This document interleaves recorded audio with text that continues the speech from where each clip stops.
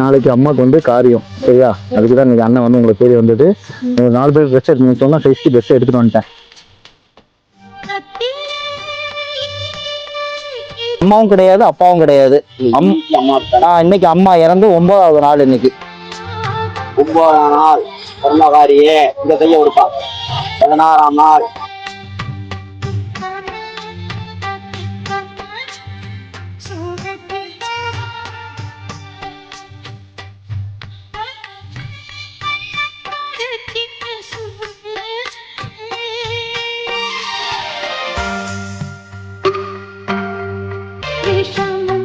ரூம்ல 4 பேர் விட்டா ஒன்னா இருந்துருவீங்களா?